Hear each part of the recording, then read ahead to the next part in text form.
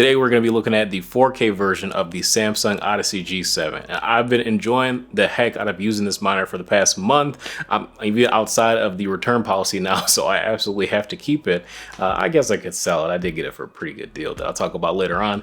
But honestly speaking, this monitor is kind of worth full price. Like this is probably the one few products that I will say that I definitely would pay full price for this monitor, with it being about 800 bucks, because it is literally just that good. This is probably going to be the best console gaming monitor for a long time in this specific size. Even though LG does have one that runs a little bit faster, it doesn't really matter for console because console only tops out at 120 FPS anyways. But where this thing really shines is when you have a gaming PC that can push 144 frames at 4K. Just talking about the basic specs of this monitor: IPS panel, not VA, with quantum dot technology like the previous one was. This one is IPS with no quantum dot technology, but that doesn't really matter because Samsung absolutely nailed it with the color. It does have 3 lighting zones on the exterior of the monitor. You got 2 on the front and 1 in the back. I'll have it off during pretty much all of this video because there was like some really crazy flickering that you only see on camera. But honestly speaking, the backlight is not really that bright, so there really was no point having it on anyways, because unless you're in a pitch black room, it's not really going to show so well on your backsplash of your wall or whatever. This monitor does feature a ton of ports as well that I will have listed on the screen for you guys, but most importantly, this thing does feature HDMI 2.1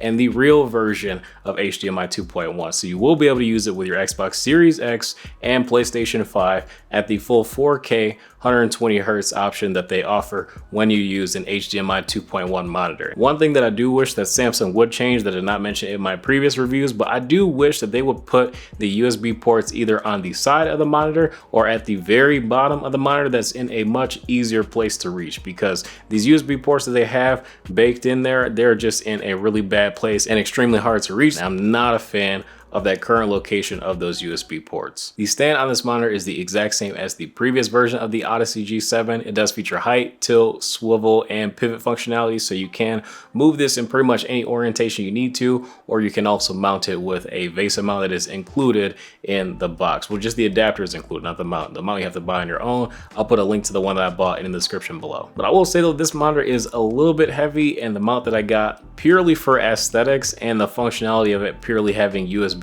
on the front of the stand, this monitor is a little bit heavy. It's about 14 pounds. And basically every single time I come back to this monitor after about a day or two, it's tilted a little bit downward. So I don't really know if this stand is the best to go with long term, but if you just want a white stand to match your current aesthetic or match whatever aesthetic you're going for, again, I'll leave a link in the description below, but you can't say that I didn't tell you so, because this monitor is a little heavy. But it's fine though. It hasn't like completely like fallen or tilted all the way down or something. Like, it's not anything that would worry me long term, but I just thought I would mention it. The color on this monitor is also really good as well. It does only cover about 90% of the DCI-P3 color space, but the actual color usage, and when you use this monitor and you're doing any color work and then you reference it on like a phone or a TV or a laptop or a MacBook or whatever, the color is extremely consistent with what I see on other displays. Like, once I make the content on this monitor and then show it on another display just to check and make sure that it doesn't look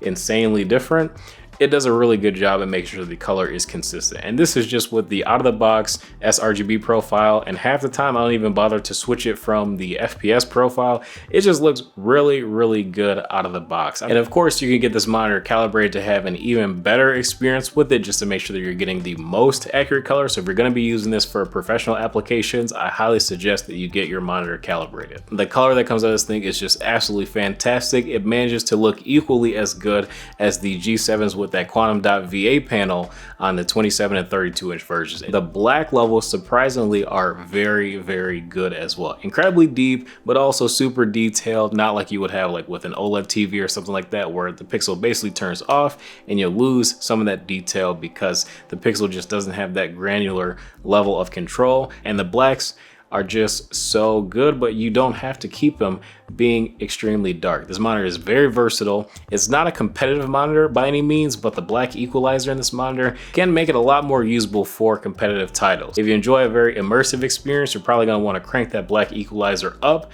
to around 10 to 20. That is going to give you a extremely immersive cinematic experience, where if you crank that black level all the way down to 1, that's going to give you an extremely competitive experience, because it's going to look a little bit washed out, but you're going to be able to see all of those dark areas at any point on the map that you're taking a look at. You can see all the detail.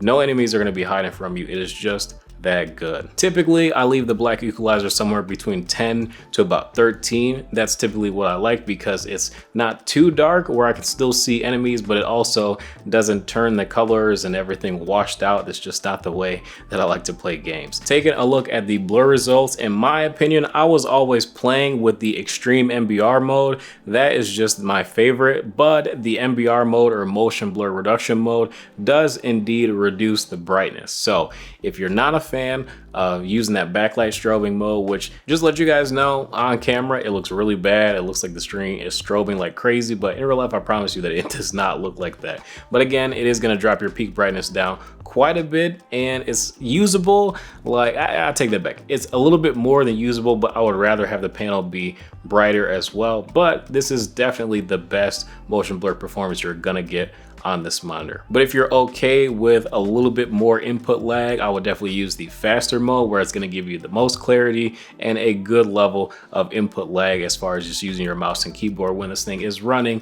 at 120 or 144 hertz. You're not really going to have any issues. You can crank it up to extreme, which does look a little bad. Like, you will see a little bit of trailing on the extreme mode, and depending on how close you are to your screen is also going to affect that as well. If you're not sitting super close to it, you may not notice the trailing nearly as bad, and extreme does give you a very noticeable amount less input lag. So just let you know, it probably will be a good idea to use the extreme mode if you're playing a competitive title, but otherwise you're going to want to use faster, especially if you're not running your game at that full 144 hertz refresh rate. At 144 hertz, you can definitely use the normal mode. It's not my favorite, and I probably would use it maybe if I was playing a game sitting back using a controller, like if I was playing a racing game or something like that. Faster is definitely what you're going to be using if you're using mouse and keyboard and you don't want to use the motion blur reduction mode. But in my opinion, if you're playing a competitive title, you definitely want to use that motion blur reduction mode. And when you drop down to 60 hertz, you still want to use the motion blur reduction mode, because that's definitely going to be the best and fastest, lowest input lag mode out there. And honestly speaking, in the UFO test, extreme looks really bad, and depending on the game that you're playing, if your game is running at 60 hertz, extreme, you may in fact notice some trailing. You probably will. But again, if you're not playing with a screen super close to you and you're sitting back using a controller, you probably won't notice it that bad. And the input lag, especially at 60 hertz, is definitely worth thinking about using the extreme mode. The faster, it's okay. It's okay. There's definitely some overshoot as well. And if I'm going to deal with overshoot, I'd probably rather just use the lower input lag at extreme. Now, this monitor does have a feature called low input lag mode that you can enable when it's running at the full 144 hertz refresh rate and you're using it on PC with the DisplayPort.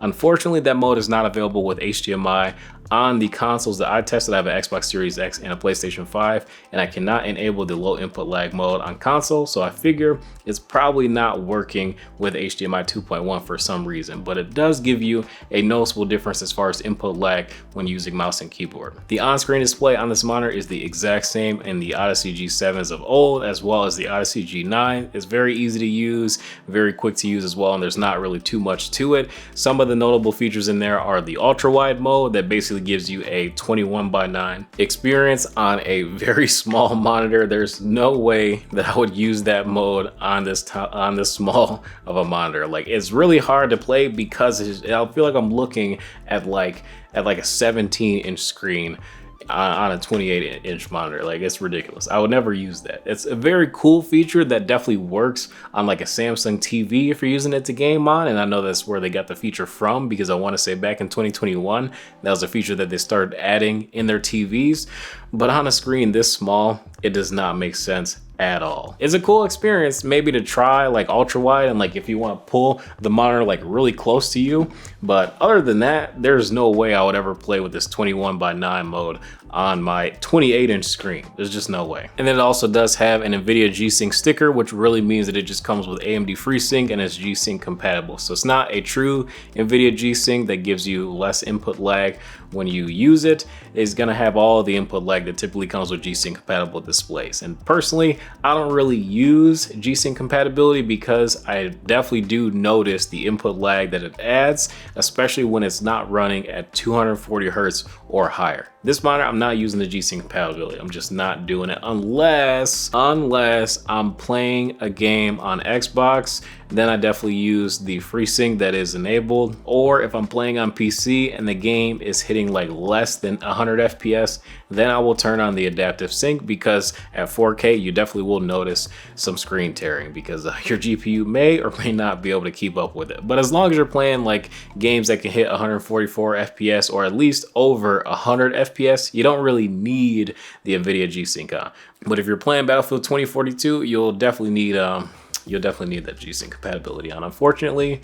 But the game, it doesn't really run at a high FPS anyway, so that's going to be any monitor that you use playing Battlefield 2042, because the game's optimization is just trash. I think that's it. I mean, this monitor is $800, and occasionally you can find it on sale for about $700, which is a much better deal in my opinion. But $800 plus tax, let's just say around $850 and whatnot out the door.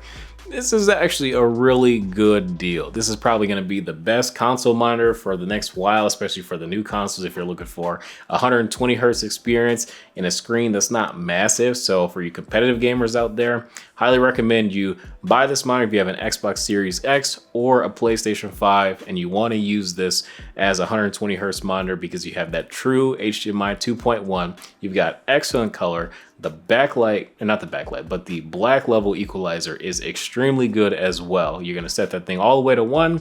You're gonna use the FPS color preset, and you're pretty much good to go. But one thing I definitely want to mention, if you guys are using this on console, you'll probably want to disable HDR, because it's going to lock a lot of the features on this monitor. On PS5, it auto enables HDR, so you got to go into your settings on your PS5 and disable the HDR so you can unlock the other functions of this monitor. If you don't do that, the HDR, it looks great, but you just won't have the other functions that will help you competitively with this monitor and things like that if you're going to be using it for that sense. And I highly recommend turning on that low input lag mode if you're going to be using this monitor on PC.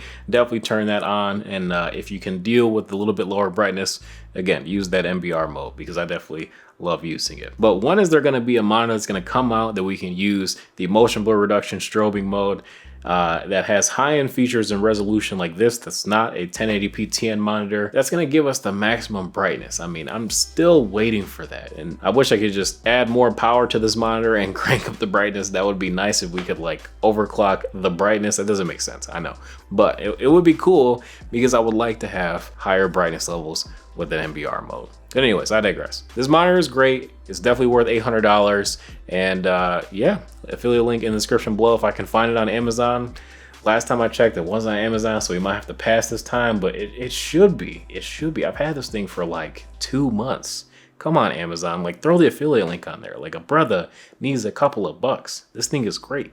But thank you guys for watching. If you guys enjoy, feel free to drop a like and subscribe to the channel as well. Let me know what other monitors you guys want to see on the channel, because we're going to be reviewing a ton of them this year. I'm going to be taking my time with some of the reviews just to make sure that the quality is definitely up there. Oh, we do have the BenQ 32-inch monitor review coming up very soon. That one is gonna be nice. That one's 32 inches and 4K, so a little bit bigger than this one, but I'm very excited for it nonetheless. I'm curious to see how they stack up too, as far as like the color and the input lag. Like, are they gonna be very close?